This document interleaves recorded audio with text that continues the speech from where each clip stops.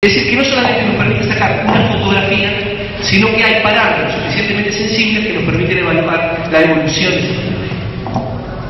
Rápidamente, ¿en qué consisten los estudios? Uno de los parámetros, esto es una arteria carótida de una persona sana, esto es una ecografía en modo D, el sensor ultrasonográfico estaría puesto del lado de arriba, aquí estaría la piel, esto primero que se ve, a ver,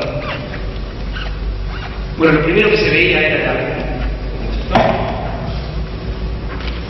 Salgo de vuelta.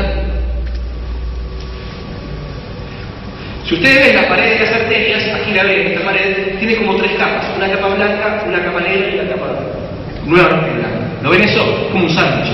Esas son las tres capas que mencionaba Ricardo, ¿sí?, que tienen las paredes arteriales. Una capa íntima, una capa media y una capa adventicia. Si uno, estos videos que uno puede hacer de la carótida o de la arteria que quiera periférica de la persona, los carga con el software adecuado, con el equipo adecuado, uno puede, en un sitio de interés, poder, al cargar el video y el video sea una secuencia de imágenes estáticas, uno puede reconstruir esas pulsaciones que veíamos que tenía la arteria. Y calibrando adecuadamente las imágenes, uno puede conocer realmente las expulsiones sístole, diástole de esa arteria. Y por ejemplo, es bastante intuitivo pensar que una arteria que pulse muy poquito es una arteria que probablemente tenga mayor nivel de rigidez que una arteria que se distienda muchísimo. Pero simultáneamente, que uno puede medir cómo varía el diámetro, uno también lo que puede hacer es medir los espesores de esas paredes. Porque recuerden que las paredes tenían tres capas nítidamente evidenciables y con el software adecuado y en el sitio adecuado uno puede evaluar ese espesor, que se llama espesor íntima media de esa pared. ¿Para qué puede servir esto? Bueno, porque por ejemplo, como hemos visto y les voy a contar, las arterias implantadas, luego de ser implantadas, van modificando sus niveles de rigidez.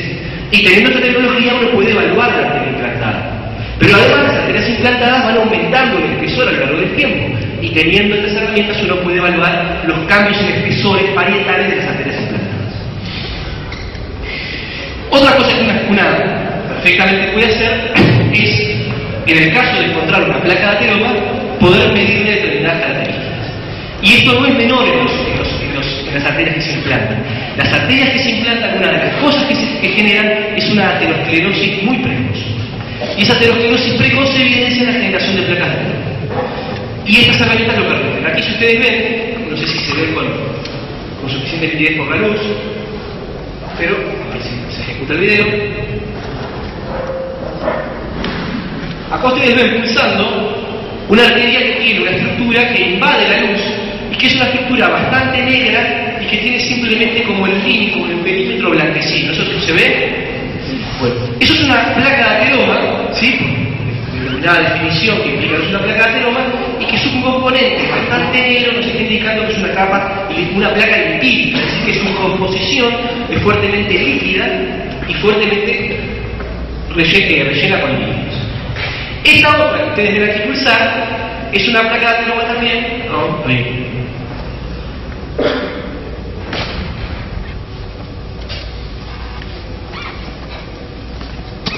Esta otra que ustedes ven pulsar ya es una placa de ateroma también, pero tiene una mezcla un poquito más homogénea de coloración blanquecina y de coloración de grupo. Y en contraposición, en el otro extremo, tenemos una placa de ateroma que es fuertemente blanquecina y que realmente nos hace pensar que al ser bastante blanco es algo bastante rígido o algo bastante cercano a lo que es la coloración ósea de la ecografía. Quiere decir que dentro de los diferentes tipos de placa de ateroma que tenemos, la ecografía, una de las cosas que nos permite es trabajar acerca de conocer cómo es la composición de esa placa de ateroma. Y eso no es menor, porque, también lo mencionaba Ricardo, en función de la composición de esa placa de ateroma, nos habla de la vulnerabilidad de esa placa para romperse, para erosionarse, para desprender micropartículas que lleguen a tapar los vasos más periféricos.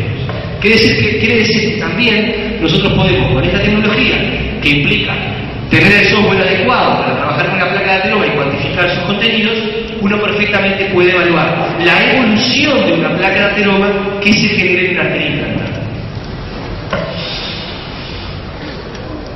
Otro parámetro ampliamente utilizado a nivel mundial, como estándar oro para medir rigidez arterial, es la velocidad de onda de pulso. Simplemente requiere utilizar mecanismos inductores, uno que se apoya sobre la arteria carótida, por ejemplo, y otro que se apoya sobre la arteria femoral.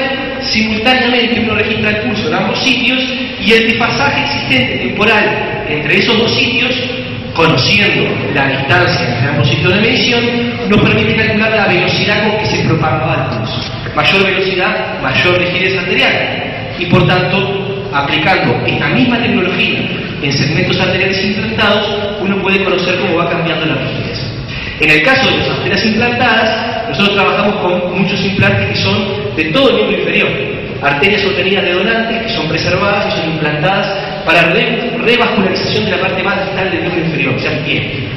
Estamos hablando de un implante que tiene 1,5 metros, y en ese caso, si nosotros queremos usar esta técnica, tenemos que utilizar el apoyo del primer sensor donde comienza el implante y el apoyo del segundo sensor donde termina el implante. Y ahí uno puede calcular la velocidad de propagación en toda la técnica. Simplemente al registrar varios latidos, uno puede estar para cada uno de esos latidos calculando el desfasaje, calculando la velocidad del latido a latido y posteriormente quedar un promedio, por ejemplo, del volumen. Esto ya es velocimetría, se utiliza Doppler. Aquí uno puede perfectamente colocar estos cursores donde uno quiere para medir la velocidad sanguínea. Estos son centímetros por segundo, la velocidad de un glóbulo rojo. Imaginémonos cómo va por dentro de los sanguíneos, y uno puede en diferentes arterias colocarlos y ver realmente cómo la velocidad cambia en diferentes sectores. Fíjense nomás aquí, en este sectorcito que estamos en la arteria carótida, acá estamos en la carótida externa, carótida interna, carótida común, como las morfologías son absolutamente distintas al cabo de un centímetro. Es que realmente las diferencias en velocidad son muy grandes y nosotros podemos mapear perfectamente todo el implante cómo está haciendo la velocidad de sus lados. Esto es algo bueno, el Doppler color también nos ayuda para esta función. Eso es lo que mencionaba Ricardo justamente, cómo en la bifurcación, pues a la entrada de la bifurcación, como contra las paredes laterales casi no se ve flujo. Eso es en las imágenes anteriores. Bien, otra cosa que se puede hacer es el estudio de la función endotelial. La función endotelial es una técnica que se llama vasodilatación mediada por flujo. Básicamente lo que se hace es hacer una oclusión, ¿sí?, para que en las partes más distales de los miembros no llegue la sangre, y luego de hacer la nivelación de esa oclusión, al causar un aumento abrupto del flujo sanguíneo, vemos como la arteria, al pasar de un flujo muy bajo a un flujo muy alto, como los diámetros arteriales dilatan tras ese estímulo.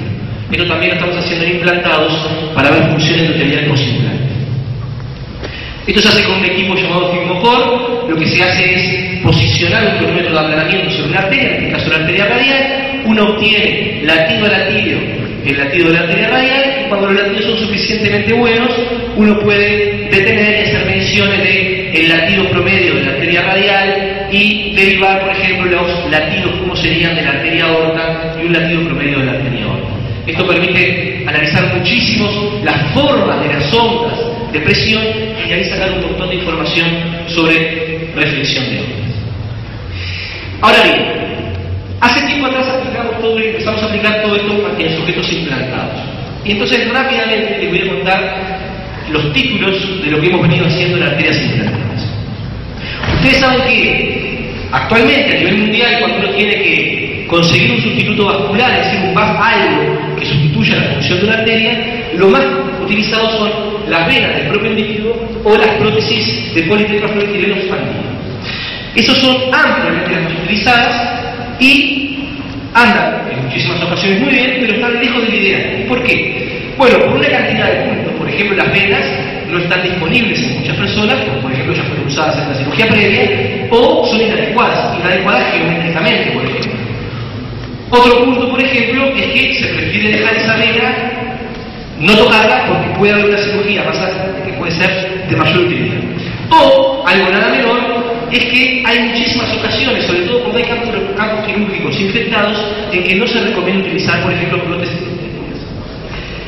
Pero quizás lo más problemático de estos sustitutos vasculares es que, aún siendo ampliamente utilizados, dejan de ser ideales porque generan que los sitios de unión con las arterias nativas del paciente que recibió el implante, en los sitios de unión se genera una respuesta que se llama hiperplasia, que es la generación de tejido que no estaba, ¿sí?, no, como una respuesta inflamatoria hacia la luz del vaso que termina obstruyendo el vaso. Y cuando analizamos los porqués de esa respuesta hiperplásica, vemos que fundamentalmente son por fenómenos hemodinámicos o biomecánicos, y que cuando uno a una arteria que está obstruida le hace un bypass y le une un vaso con un sustituto vascular, en los puntos de la osmosis se genera hiperplasia intimal fundamentalmente por hemodinámica y biomecánica. Ahora, ¿por qué hemodinámica y biomecánica? Bueno, también es multifactorial. En los sitios de unión de un vaso de un sustituto vascular, en este caso PTG con la arteria nativa, se generan cambios en los perfiles de flujo, que hace que los flujos sobre la arteria nativa sean muy bajos y se genere placas de ateroma-mesocito, como mencionaba, o por ejemplo, que al suturar un elemento muy rígido, algo más extensible, se generen gradientes de tensión circunferencial, o meramente el hecho que los puntos de sutura se estén uniendo dos materiales haga que las suturas permanentemente estén tironeando y erosionando el tejido biológico. Imagínense pasarle una cuerda por adelante del tejido, hace que eso permanentemente se esté inflamando. Para minimizar todos estos problemas que tiene la utilización de los sustitutos tradicionales clásicos, es que existe como una verdad revelada en cuanto a que para sustituir la función de una arteria sería importante poder minimizar los problemas flujo sanguíneo dependiente, que les contaba aquí arriba, los problemas sutura dependiente que están acá abajo, o los problemas circunferencial dependientes.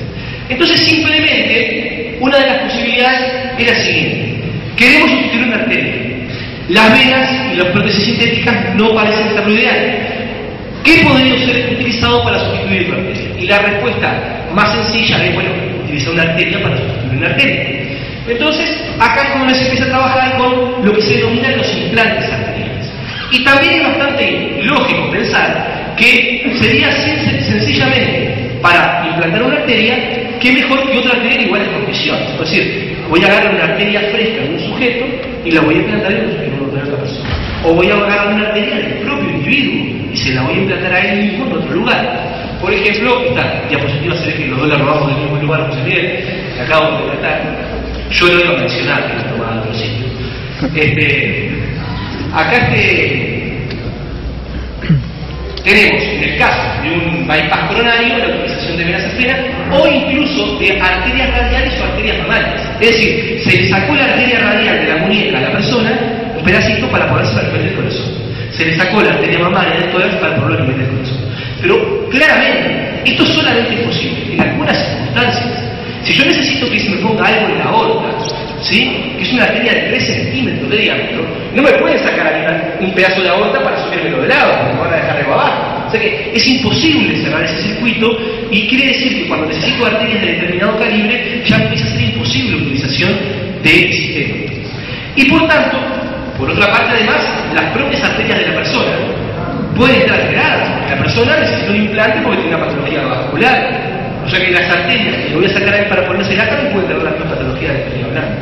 Es decir, hay un sinnúmero de limitaciones operacionales que impiden su utilización. Entonces, una de las formas en que se está tratando de contrarrestar esto, en Uruguay se trabaja bastante en eso, es en utilizar arterias obtenidas de donantes cadavéricos, fundamentalmente autoeliminados o fallecidos por politraumatismos en accidente de tránsito, obtener esas arterias, preservarlas en el Banco Nacional de Tejido y descongelarlas cuando el cirujano las retira.